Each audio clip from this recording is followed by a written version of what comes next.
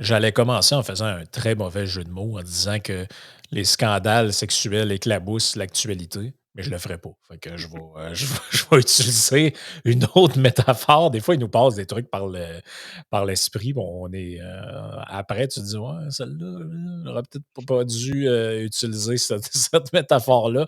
Mais tout ça pour détendre l'atmosphère. Ceci étant dit, on l'a vu, Simon, dans l'actualité. Bon, d'abord André Boisclair, cette histoire-là où, bon, on y est condamné à 2 ans moins un jour de prison pour des gestes qui remontent, je pense, là, à quand même, il y a un bon moment. Là, je pense qu'il y a un des faits et gestes qui remonte début des années 2010 ou quelque chose comme ça.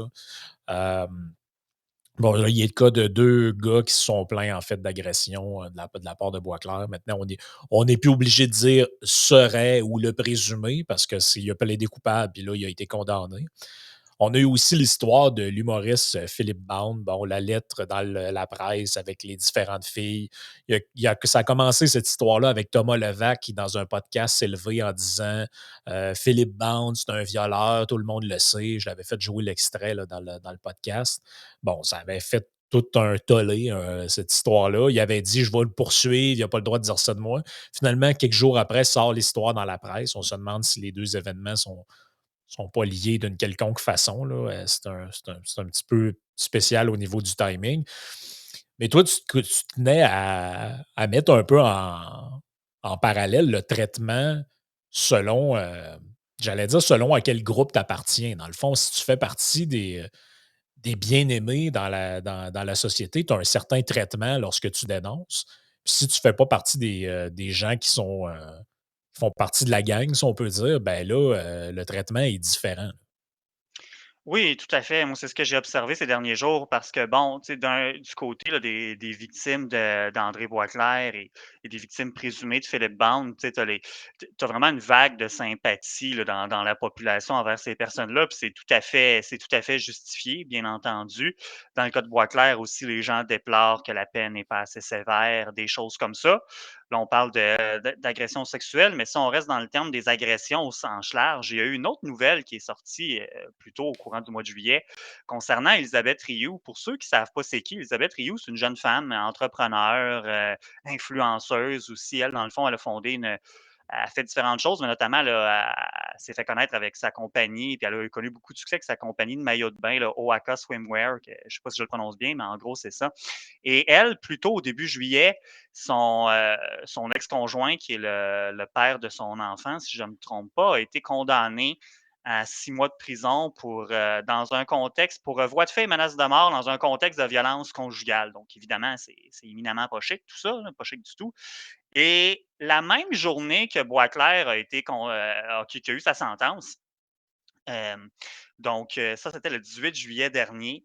La même journée, tu as Elisabeth Rioux qui est sortie sur son Instagram, parce que c'est là que le gros de sa communauté est, on parle d'1,6 million d'abonnés. Elle est sortie, puis en gros, ce qu'elle raconte, c'est qu'elle a fait un post pour dire, tu sais, bon, je suis restée silencieuse les 2 dernières semaines depuis la condamnation de mon ex. Je veux pas en parler parce qu'à chaque fois, je reviens là-dessus, je reviens sur les médias sociaux, les gens m'en parlent, c'est difficile pour moi de composer avec ça. J'en souffre encore, je fais encore des cauchemars. Je ne sais pas qu'est-ce que Ouais. l'avenir me réserve. On sent son désarroi par rapport à ça. Bon.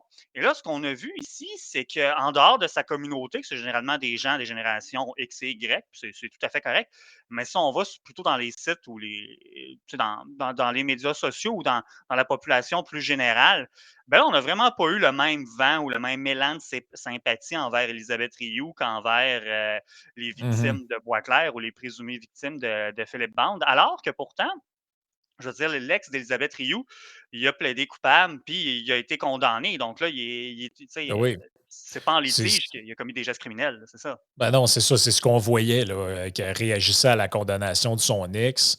Je me souviens plus exactement c'est quoi la sentence, si on le voit quelque part ici, C'est là. 6 mois, il en parle à un moment donné, c'est une sentence de 6 mois qu'il a eu son ex. Fait que c'est pas une. En tout cas, Bon, je c'est trouve. quand même pas une très grosse peine, là, Hmm. en tout cas. Mais tout de même, la morale là-dedans, c'est qu'on n'est plus dans on vous croit, as-tu raison, as-tu pas raison? Ça s'est rendu devant les tribunaux, puis visiblement, ben, il y a eu une condamnation. Donc, forcément, il y avait des gestes répréhensibles qui ont été commis, mais tu portais à mon attention quelque chose d'assez particulier dans cet article-là, qui est dans la couverture de TVA Nouvelles. Là, on parle dans l'article de la condamnation, de sa réaction. Et là, on a des photos d'elle tirées d'Instagram, bon, son post qu'elle a fait ici où elle dit, bon, j'ai appris il y a 2 heures la sentence, etc. Et là, comme à la suite de tous les articles qu'il y a sur TVA, il y a une espèce de petit lien multimédia où on dit écoutez la chronique culturelle de Marika Simard au micro de Vincent Dessureau. Et là, tu te dis, bon, ben, ça doit parler de ça. Mais en réalité, voici de quoi ça parle. Dérapage des influenceuses, loin d'être de bons exemples. Et là, tu te dis, bon, est-ce que à tout hasard, c'est juste des mots-clés qui fait que ça a mis ça de même ou c'est comme tu sais, c'est quand même un lien douteux là, qui est fait. Là. Si toi, tu l'as vu, moi, je l'ai vu, tout le monde qui voit là le voit. Là.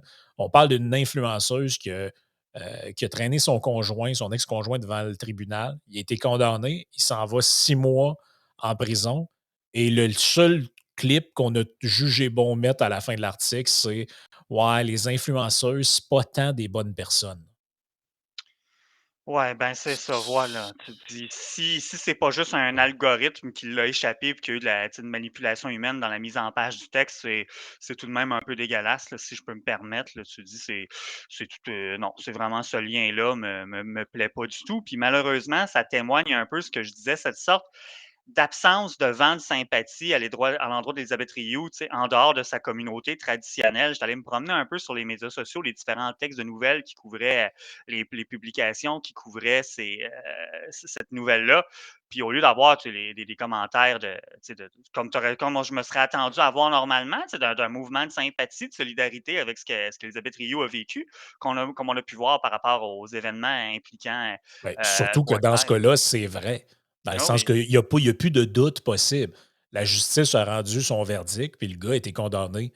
Il a été reconnu coupable de ce qui était reproché. Donc, à partir de ce moment-là, on n'est plus. Tu sais, tant qu'on est dans les soupçons, puis dans la présomption d'innocence, tout ça, je peux l'entendre, le point de vue de dire ben écoute, non, moi, tant qu'il n'y a pas de rien devant la cour, je ne me prononce pas, puis je ne veux pas condamner, je ne veux pas lancer sais, comme dans le cas de, mettons, Philippe Bande, je le comprends, ce point de vue-là, de dire, écoutez, il n'y a pas eu de procès, je ne le sais pas, on n'était pas là, on le sait. Tu sais, c'est un point de vue, je ne te dis pas que je suis 100% d'accord avec le point de vue, je l'ai exprimé d'ailleurs dans un texte, mais il est compréhensible. Là, du moment que la sentence est donnée, il n'y a plus il y a plus de place à dire, ben là, dans le fond, peut-être qu'elle fait ça pour se rendre intéressante ou quoi que ce soit. C'est plus c'est plus des commentaires qui sont plausibles. Oh non, non, puis c'est franchement, ça manque de classe. Je veux dire, moi, j'ai vu des commentaires du genre, «Pauvre petite fille riche». Je me dis: «OK, c'est quoi le rapport?» Tu sais, oui, elle a fait fortune très jeune, mais tu sais, elle a travaillé pauvre, elle a eu une bonne idée, puis bon, elle est forte en marketing, mais c'est quoi le rapport entre sa fortune ou son succès et les gestes criminels qu'elle a subis? Premièrement, ça, je le vois pas. J'ai vu des commentaires aussi, justement, bon, elle cherche à faire parler d'elle, elle est en manque d'attention. Elle fait vrai, là, les gens qui ironisaient, qui disaient: «Ah, bouhou, elle fait pitié». Tu dis: «Bon, OK, hein, pas trop solidaire ou sympathique ici non plus». Je veux dire ça a pas de sens. Je trouve ça vraiment déplorable. Je veux dire, je trouve ça curieux. Je me dis: «Comment qu'il y a des gens, tu sais, qui peuvent se dire, par exemple, solidaires envers les victimes de Bois-Clair ou encore une fois présumées victimes de Philippe Bande, peuvent agir de la sorte par rapport à l'histoire d'Élisabeth Rioux», je veux dire, puis Non, non. aussi effectivement les liens de genre, tu sais, ben, tu sais, elle se montre sur Instagram puis tout ça, ben, c'est quoi le rapport? C'est zéro pertinent à la Là, discussion, c'est quoi le ça, là. rapport? Vu que quelqu'un met des photos de maillot de bain sur Internet, ça disculpe le conjoint, ça, d'être respectueux et non violent. Je comprends pas le lien que les gens font. Là. Dans le fond, c'est si tu as une vie publique puis que ton corps est utilisé pour des magazines ou whatever, ça fait que tu perds tes droits humains puis les gens ont le droit de te tabasser ou c'est quoi que ça veut dire, là, ces commentaires-là? C'est un peu spécial. En fait, on va se le dire, je ne veux pas faire de la psychanalyse à Saint-Saëns, mais ça sent un peu la jalousie. Là. C'est que quand il est question de gens qu'on ne connaît pas trop, puis qui n'ont pas vraiment de fame, puis qui ont un peu l'air à des victimes naturelles, dans le sens que, tu sais, comme dans le cas de Philippe Bound, on comprend qu'il s'agissait de filles qui vont au cégep, de gens qui sont plus ou moins connus de ce qu'on comprend ou des gens qui sont débutants. On dirait que là, on a tendance à voir le rapport de ah, ben le gars, il était au-dessus d'elle, donc il en a abusé, fait que c'est elle qui font pitié là-dedans. Mais là, comme on parle d'une fille qui est à succès, c'est comme si le fait qu'elle est à succès, qu'elle soit belle, qu'elle soit désirée par 1 million de personnes ou je ne sais pas trop, ça fait en sorte que, dans le fond, c'est moins grave ou elle fait ça pour être intéressante ou je ne sais pas quoi. Là, tu te dis, attendez une seconde, c'est quoi cette indignation-là à géométrie variable? Ça sent, moi, je trouve que ça pue un peu la jalousie. C'est-à-dire qu'elle, elle m'énerve parce qu'elle met, on voit ses fesses sur son Instagram, whatever. Donc, ça me donne le droit de passer des commentaires désobligeants. D'ailleurs, c'est ce qui avait été fait dès le départ. Parce que là, non seulement le jugement est rendu, puis des gens remettent encore en question ça, mais c'était le cas dès le début. Rappelez-vous des propos qui avaient été tenus sur LCN à propos de cette fille-là. On peut en entendre un bout. Là. De l'influenceuse québécoise Elisabeth Rioux, qui est extrêmement populaire au Québec et un petit peu partout à travers le monde, dont le quotidien devient de plus en plus troublant ces jours-ci. Elisabeth Rioux, là, c'est un phénomène. Et là, moi, au début, quand j'entendais parler d'elle, j'avais l'impression d'avoir 178 ans, OK? Comme moi. Ben oui, parce que les influenceurs, on les voit rarement dans les médias traditionnels. Ils accordent peu d'entrevues, ils font leur contenu sur leur propre plateforme et ça marche très bien. Là. Elisabeth Rioux, elle a 1,7 million d'abonnés sur Instagram, 250 000 abonnés sur sa chaîne YouTube et c'est vraiment une personne qui est devenue populaire avec sa chaîne de maillot et j'ai envie de dire ses fesses puisqu'on les voit à l'écran, qu'elle a fort sculptural, il est vrai. Donc, elle vend des maillots de bain, elle en vend toujours, mais elle partage beaucoup sa vie privée. Tu dis, sa vie devient un petit peu sinistre. C'est que ces derniers jours, en fait, une habitude qu'ont les influenceurs, c'est de régler leurs conflits de façon publique. Et là, on la voit avec son chum. Ils viennent d'avoir un enfant, ça fait pas très longtemps. Et ils partagent absolument tout, de l'échographie, ces moments intimes normalement qu'on garde pour nous, là, pour notre famille, peut-être pour nos amis les plus intimes. Ben, eux autres, ils partagent ça partout dans le monde, partout. Ça fait le tour. C'est un phénomène qu'on appelle extimité. Tu sais, c'est une espèce d'overdose d'intimité. Ouais. Ben, c'est pas chic, là. Non, c'est pas chic. Quand Geneviève. C'est vraiment pas chic, Non. ces commentaires-là. Là. Tu sais, quand elle dit, Geneviève Peterson, quand elle dit, la vie d'Elisabeth Rioux, elle devient sinistre, ben je le sais pas, la pauvre fille est victime de violence conjugale. Peut-être que sa vie est sinistre en quelque part. Là, c'est vraiment, je veux dire comme toi, c'est vraiment pas chic. Puis il y a quelque chose aussi qui m'a allumé pendant qu'on écoutait cet extrait-là. Hein. Tu sais, la différence de traitement, puis c'est une hypothèse, là, je peux pas affirmer que c'est ça, mais je me dis, tu sais, par exemple, André Boisclair, il a évolué plus dans les milieux médiatiques traditionnels de par sa carrière de politicien et tout. Philippe Bande aussi, là, les galas usuels. Bon, il était présent dans les médias habituels. Elisabeth Rioux, qui est effectivement, puis comme d'autres influenceurs, sont sur d'autres plateformes, puis ils voient peu d'intérêt. J'ai déjà vu des entrevues d'Elisabeth Rioux à Denis Lévesque là, à une certaine époque, mais je veux dire, c'est pas, effectivement, ils sont beaucoup moins présents là-dessus. Et je me demande si en quelque part, ne serait-ce qu'inconsciemment, ça ne peut pas traduire. Là, je parle vraiment plus spécifiquement de la part des médias que le citoyen lambda, bien entendu, mais de la part des médias traditionnels. Si ça ne peut pas expliquer cette forme de, j'ai envie de dire, de condescendance, de, tu sais, ça, ben, c'est ça, cette différence de traitement-là et de condescendance à l'égard d'influenceurs dans des situations où c'est vraiment pas Ouais. justifié. Ouais, dans le sens que, tu sais, ça peut pas vraiment être des vraies victimes parce que c'est des gens, de toute façon, qui aiment ça, étaler leur vie sur Internet, puis parler de leur vie privée, puis montrer leurs fesses, montrer leur maillot de bain, whatever. Puis, tu sais, il y a comme, on le sent, là, que les médias traditionnels regardent tout ce qui se passe sur le web de haut, en particulier les influenceurs. On a vu le traitement qui était réservé à Yoja. Écoute, il avait fait tout un crime, il portait pas de masque dans un avion. Écoute, c'est un crime quasiment. On devrait les amener devant le tribunal de la Haye pour, je sais pas moi, armes bactériologiques ou je sais pas. Tu sais, ça a pris des proportions. On les suivait jusque dans les aéroports. On sent qu'il y a un acharnement envers les gens de ce milieu-là.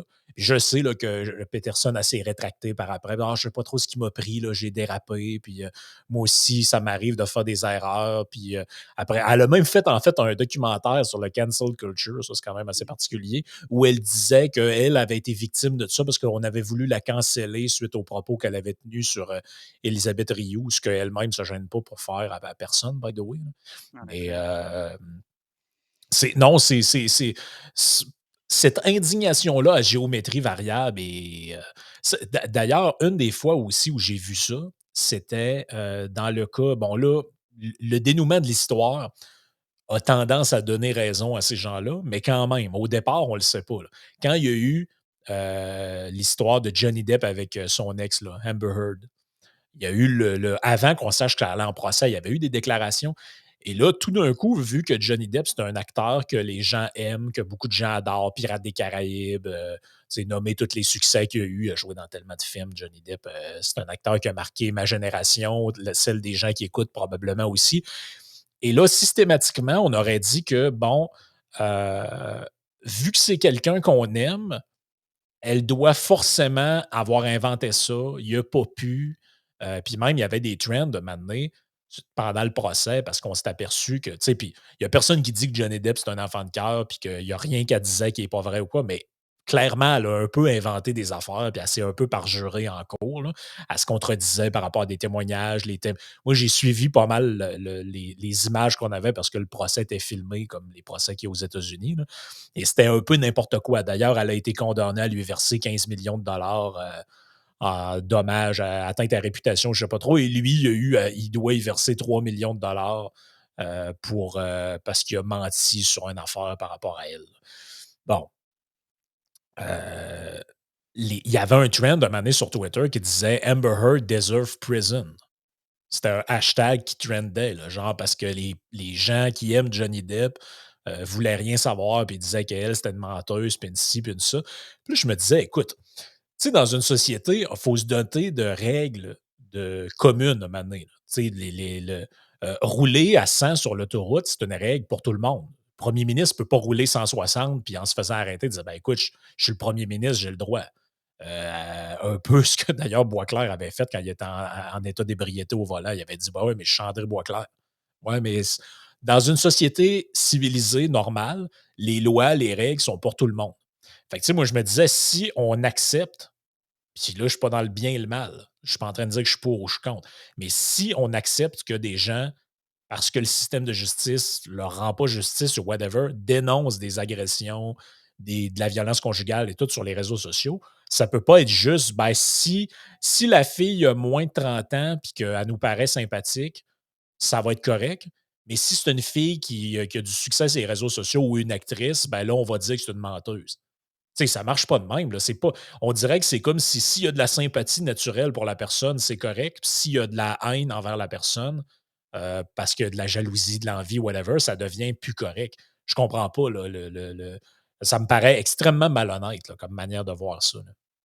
Ben, c'est malhonnête, puis c'est un manque d'impartialité aussi. Tu sais, nos tribunaux, nos tribunaux, nos lois sont là pour assurer, tu sais, tu disais, les lois doivent s'appliquer pour tout le monde. Tu dis, ben, quelque part, c'est pour assurer une impartialité, que tous soient égaux devant la loi. Mais si on verse un peu dans ce genre de dichotomie, de dire, ah, toi, t'es populaire, fait que tu vas l'avoir plus, tu sais, on va te brasser plus, puis on va moins te prendre au sérieux, ben là, est où l'impartialité là-dedans? C'est un des enjeux aussi, peut-être en quelque part, avec les dénonciations puis les tribunaux populaires, là, sans trop me lancer là-dedans, mais ultimement, c'est parce que moi, je vois ça comme une approche, tu sais, cette différence de traitement-là m'apparaît être une approche tout à fait rétrograde. Puis ça revient à dire que oui, il y a de la jalousie, certainement. En tout cas, je suis de cet avis-là, mais au-delà de la jalousie, je crois qu'il y a une sorte d'aspect aussi. Parce qu'une fille comme Elisabeth Rioux, puis moi, j'ai aucun problème avec ça, c'est qu'elle vend son image en quelque part. Tu sais, je me rappelle qu'à une certaine époque, elle racontait que sur ses publications, quand elle faisait une publication sur Instagram qui n'était pas pour ses produits à elle, ben, elle pouvait avoir entre 10 et 15, elle pouvait être payée 10 à 15 000 de la photo, tu sais, ce qui est pas rien, on en convient tous. Mhm. Donc, cette fille-là vend son image qui, pour moi, pose aucunement problème, mais je perçois quand même une sorte de pointe de, tu sais, de, ah, ça je sais pas pourquoi, là, je suis pas sociologue, là, mais ça, c'est pas des bonnes mœurs, ça. Tu sais, tu vends ton Oui, image, tu montres oui, il y tes a une forme de formes. puritanisme là-dedans qui est. Sais-tu à quoi ça me fait penser? Ça me fait aussi penser à l'histoire de. Comment elle s'appelle, là, la joueuse de tennis québécoise là, qui a eu beaucoup de Euh, succès. Eugénie Bouchard. Eugénie Bouchard. Ben, Eugénie Bouchard, quand elle a. Parce qu'à un moment donné, évidemment, bon, une belle jeune femme a eu du succès, devenue connue très rapidement dans le monde du tennis. Elle avait même pas 25 ans. Là, évidemment, dû se faire contacter par toutes sortes de compagnies. Manet avait fait une pose de maillot sur une plage pour un magazine ou whatever. Et là, les commentaires désobligeants commençaient à arriver. Là. C'est ça, tu te concentres même plus sur le sport, tu fais juste vendre tes fesses. Tu sais, il y a une forme là-dedans de puritanisme qui se cache même pas, en fait. Là. Et moi, je suis prêt à parier que si Elisabeth Rioux elle était connue sur Instagram pour des chroniques littéraires ou pour quelqu'un qui fait des expositions d'art ou qui tient une galerie ou whatever, jamais on aurait eu ce type de commentaire-là. Puis elle aurait fait partie, comme les autres, de Ah, on vous croit, oui, c'est important, puis c'est dégueulasse, puis il faut dénoncer. Mais là, comme elle utilise ses attributs naturels, si je peux dire, pour avoir des vues, pour avoir une carrière, etc. Ben, il y a des gens qui sont dans la morale, puis juste ça, ils font ouais, c'est sûr que c'est pas correct, là, tu sais, un gars, si c'est vrai, mais en même temps, il faut bien l'avouer, elle essaye de se rendre intéressante. Tu sais, c'est quand même un peu ça, les commentaires qu'on a entendus, puis c'est même ce que l'autre avait l'air de dire. Là. By the way, ils sont deux dans l'extrait, puis ça n'a pas l'air d'offusquer personne. Là. Tu Non, non, sais, en effet. Puis ce qui est curieux là-dedans, c'est que, tu sais, Élisabeth Rioux, ce qu'elle fait dans la vie, elle fait rien d'illégal. Or, les gens qui sont, tu sais, qui versent dans la moralité, puis bon, la jalousie et tout, ils la jugent plus sévèrement, ils vont juger plus sévèrement Élisabeth Rioux que son conjoint qui a fait de la violence conjugale, menace de mort, voie de fait, etc., qui lui a posé des gestes qui sont clairement illégaux. Il y a des gens qui ont certainement besoin de faire un examen de conscience parce que ça peut pas tenir la route, une posture comme ça. Et heureusement, malgré, tu sais, puis vous en avez parlé dernièrement, Yann et toi, de dire, bon, tu sais, les gens, on ressent qu'il y a une que certains ressentent une insatisfaction face au fonctionnement des tribunaux, tu sais, la lourdeur des procédures judiciaires et tout ça.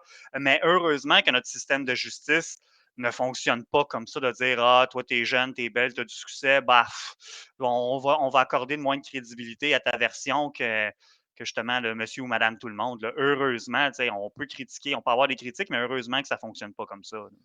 mais non, parce que si ça fonctionnait comme ça, je veux dire. Puis c'est là, je pense, qu'il y a le danger. En fait, c'est un peu ça la morale de tout ce qu'on raconte depuis le début. C'est là qui est le danger du tribunal populaire. Et moi, j'aime pas cette formule-là. On dit toujours tribunal populaire. Moi, je le dis depuis le début, c'est le tribunal médiatique parce Mhm. que c'est la place médiatique, c'est les journaux et les chaînes de télé qui se substituent aux tribunaux. C'est pas, tu sais, quand on dit populaire, c'est comme s'il y avait eu un lynchage dans la rue. Là. C'est pas ça qui se passe. Là. Monsieur, madame, tout le monde n'est pas impliqué là-dedans. Oui, par les commentaires, ces réseaux sociaux, parfois, mais d'abord, ça passe et avant tout par les médias. Et là, on le voit le danger de ça. Parce que, comme tu dis, dans le fond, le traitement va être, qui t'est réservé est différent selon, bon, premièrement, si tu es un homme ou une femme, est-ce qu'il est hétéro, sexuel ou fait partie d'une minorité sexuelle quelconque? Est-ce qu'il y a du succès ou pas de succès? Est-ce que c'est un homme âgé ou un homme jeune? Puis là, il y a toute une série de critères moraux ou plus ou moins explicites ou plus ou moins dits que, dans le fond, si tu es quelqu'un qui a du succès, ben, tu sais, en fait, on a beaucoup l'impression que peu importe de quel côté on est, soit la victime, soit le présumé coupable dans l'histoire, le présumé agresseur ou peu importe là, ce qui est reproché, on a un peu l'impression que ce qui est visé, c'est le succès des gens. Là. Ce qui alimente un peu le ressentiment, la hargne envers les gens qui sont visés, c'est beaucoup ça. Là. Tu sais, puis je me souviens dans le temps de l'affaire, tu avais eu l'histoire du procès de Guy Turcotte. Tu avais beaucoup de commentaires sur les réseaux sociaux de ce type-là, du genre on le sait bien, il est médecin.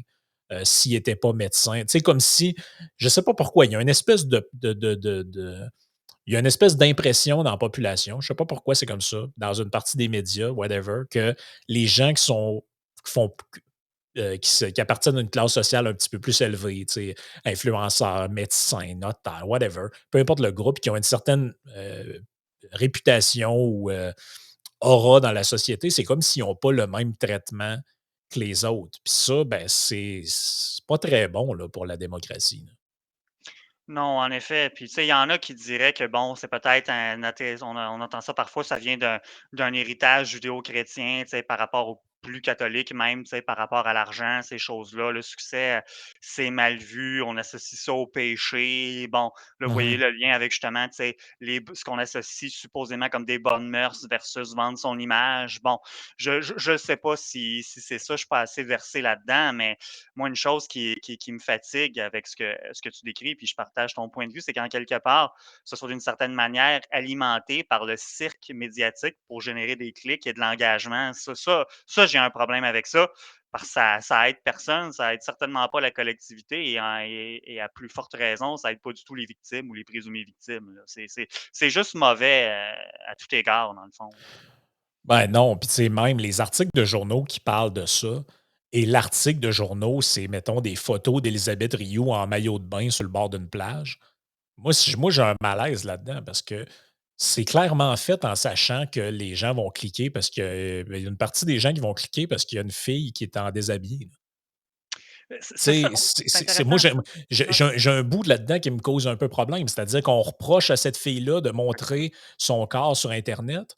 Par contre, on va parler d'elle pour dénoncer ça en utilisant ses propres photos, sachant que c'est ça qui va attirer des clics. C'est quand même assez tordu, là. Oui, oui, en effet, je avais pas pensé auparavant, mais en effet, il y a quelque chose d'assez tordu là-dedans. Je ne sais pas s'ils en sont conscients. En quelque part, je présume que les médias en sont conscients dans une certaine mesure, parce qu'en quelque part, c'est leur business de générer de l'engagement puis des clics et tout ça. Je veux dire, ils savent, et tout le monde sait ça en quelque part, qu'une belle photo risque de générer plus d'engagement qu'autre chose, dans le fond. Mais effectivement, c'est en quelque sorte, ça revient à parler des 2 côtés de la bouche finalement, là.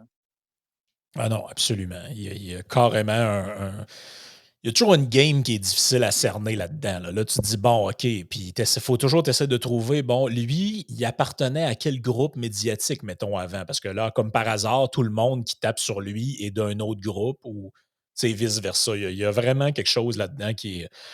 Mais bon, pour les gens qui veulent lire l'entièreté du texte, parce que bon, on survole puis on discute, mais il y a beaucoup plus que ça en la matière. Le Patreon et le Dark Channel sur Facebook, on a accès à tous tes textes là-dessus. Il y en a plusieurs. Vous avez les autres dont on a parlé dans les autres semaines. Il y en a même, on n'a pas toujours fait des podcasts sur les textes directement, mais ça va permettre justement aux gens là, d'apprécier ce que tu veux dire par la sympathie à géométrie variable Ouais. dans cette histoire-là. Je pense que c'est très pertinent d'y réfléchir. Sur ce, ben, on se reparle la semaine prochaine.